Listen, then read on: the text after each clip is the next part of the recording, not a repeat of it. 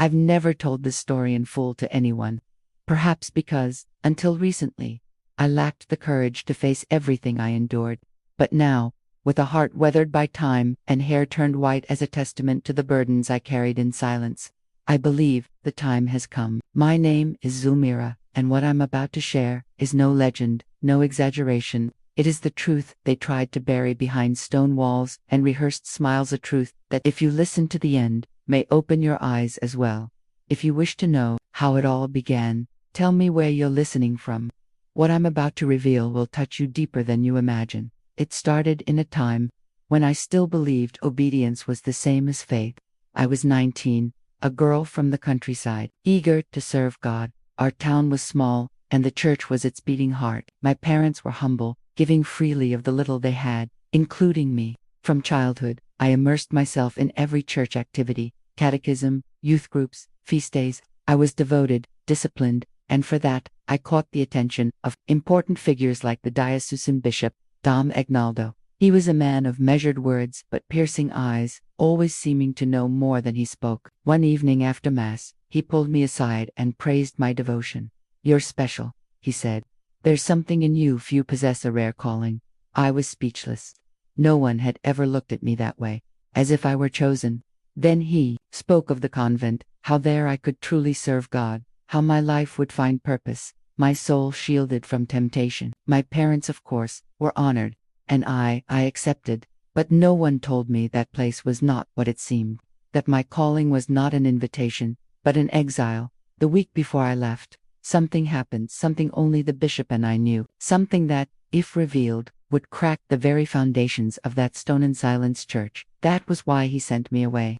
Yet back then, I still believed I was being blessed. I clung to that delusion until the convent gates closed behind me. I discovered what it truly meant to be in God's service, because in that place, silence was not peace, it was punishment, and that truth struck me fully on my first frigid night. The convent's embrace. The first thing I noticed was the smell: dry, aged wood drowned in thick incense, as if trying to erase all memory of the outside world. The doors shut behind me with a click that echoed in my chest. They gave me a gray habit, rough as sackcloth, scratching my skin like woven chastisement, and a cell, yes, that's what they called it. A tiny room with a narrow bed, a crucifix on the wall, and a small window like a blind eye staring inward. That night, I lay awake for hours, watching the ceiling. The silence was so heavy, even breathing felt sinful. The other sisters barely spoke, walking with downcast eyes and measured steps, as if the floors themselves were listening. I tried to pray as I'd been taught, but inside me, everything screamed. The memory of what had happened before my exile haunted me like a shadow, and every time I closed my eyes, I saw the bishop's face, heard his final words before sending me here: "Silence will protect you, child." At breakfast, an older sister named Inns watched me closely. She was different. Her eyes weren't dull. Like the others, they were alive. She handed me a piece of stale bread and a sip of watery coffee, whispering, "Here, obedience is the only salvation. If you aren't seen, you won't be punished." I didn't understand, not until that evening, when the Mother Superior summoned me. She was a tall, gaunt woman, her voice sharp as a blade. She looked me up and down and said, "Here, we do not question, we do not opine. You are here to be purified. Your thoughts will be reshaped, your soul molded to God's desire." But the way she said God's desire sent chills through me. If God were not the one ruling here, I left trembling, my heart clenched like a fist. The first crack in the wallet was in the chapel that Sister Inns slipped a folded note into my sleeve. My pulse raced as I hid it against my chest, unaware that this was the first fracture in the wall of silence surrounding me. When I finally unfolded it in my cell, my hands shook, not just from fear of being caught, but because Inns knew something. The note was crumpled, the letters hurried. "You're not insane. I saw what you saw. Keep silent outwardly, but keep your eyes open." I sat frozen for hours. What did she mean? What I saw? How could she know about the incident before my exile? From that day on, I noticed everything: the exchanged glances between sisters, the muffled whispers in corridors, the nighttime footsteps where none should be. The routine was rigid: prayers, chores, silence. But beneath that order lurked a tension, a fear no one named yet seeped through the cracks like icy water. The Mother Superior watched me more intently, summoning me for conversations that felt like interrogations. "Do you still think of the bishop?" she once asked, her voice too soft. My blood turned to ice. I'd never mentioned Dom Agnaldo. Why would she? She smiled, then a smile devoid of warmth. "Pray for him. Men like him carry burdens, some heavier than we imagined." That night, I began writing on scraps of paper hidden beneath my pillow words, doubts, fears. It was my way of staying sane, and it was during one of those sleepless vigils that I heard it.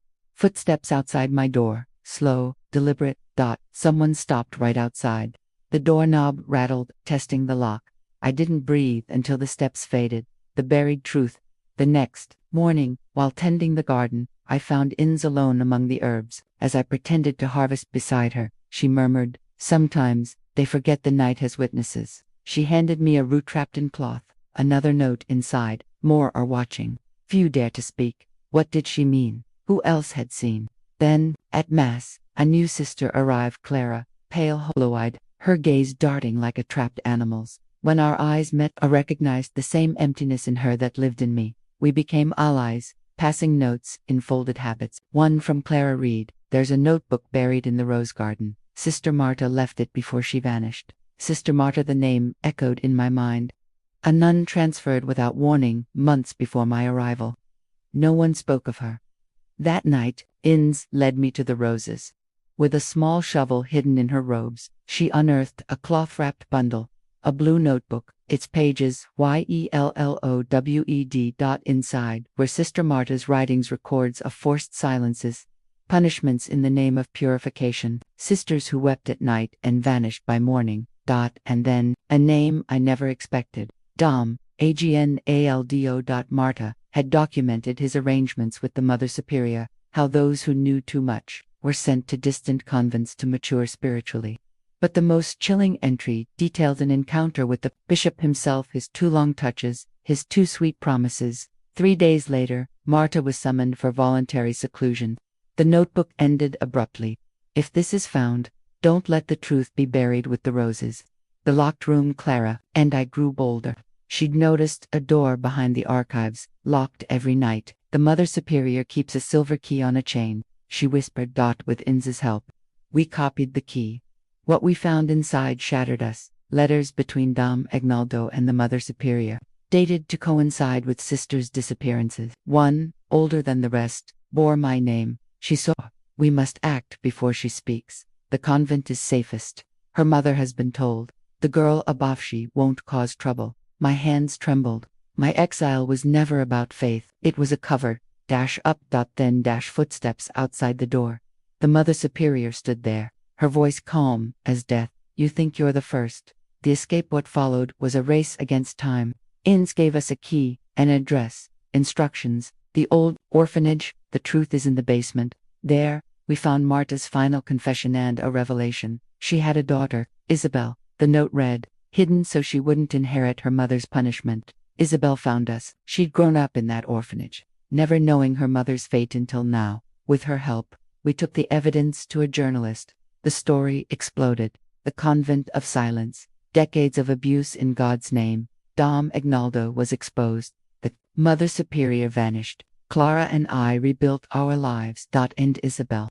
She founded a shelter in Marta's name. The truth, unbound. If you've listened this far, your heart may be heavy. Stories like mine aren't just mine, they belong to every voice, tried, silenced, but never erased. What they called faith was fear. What they named obedience was control. But true faith doesn't fear truth. It walks with it heaven when it hurts. If you've been made to believe, questioning is sin. Remember, even Christ was persecuted for speaking what power didn't want heard. No one should be punished for seeking answers. No one should be exiled for seeing. And no one should ever stay silent in the face of injustice, even when it wears a halo.